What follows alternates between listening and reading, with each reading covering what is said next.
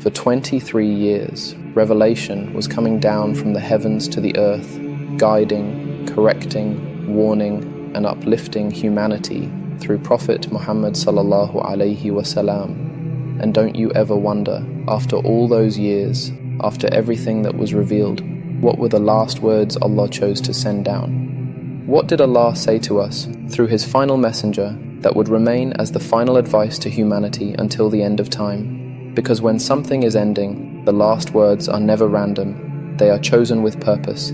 They carry weight. They stay with you. So ask yourself, if Allah were to give one final command to humanity, what would it be? Would it be about wealth? Would it be about power? Would it be about success in this world? No, it was something far heavier. Something that pierces through the illusion of this life. Something that shakes the soul awake. The final message revealed was, be conscious of a day when you will be returned to Allah. Then every soul will be fully compensated for what it earned, and they will not be wronged. Let that settle in your heart.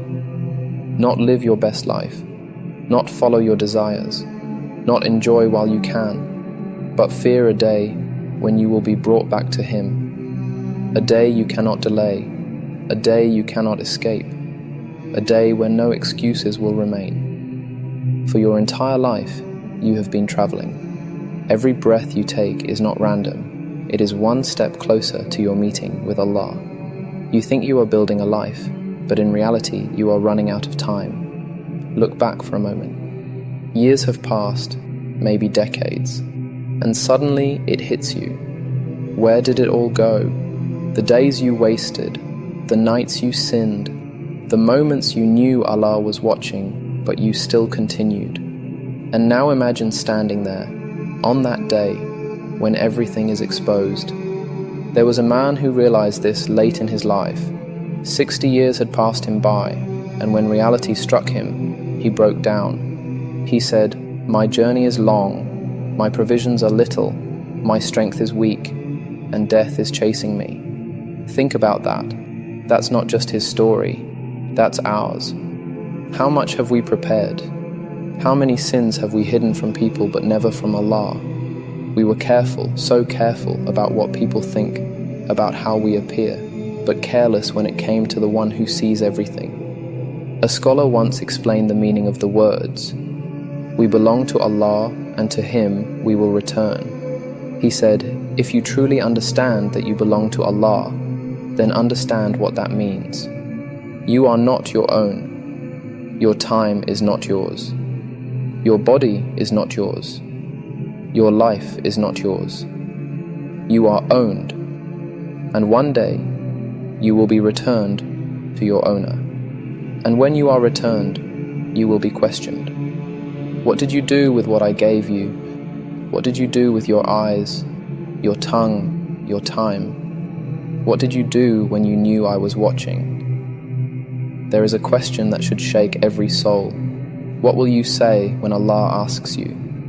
There was a man who recited these words, "If my Lord were to say to me, were you not ashamed to disobey me? You hid your sins from people, but you came to me with them. You feared their eyes, but you had no shame before mine. So what will you say?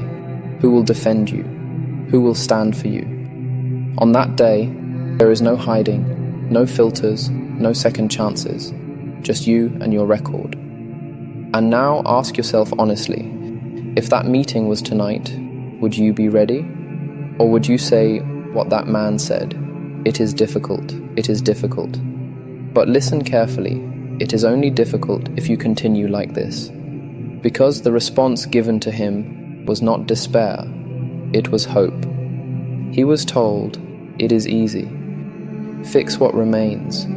Live the rest of your life in obedience to Allah, and Allah will not only forgive your past, He will transform your sins into good deeds." Think about that mercy, not just erased, but replaced.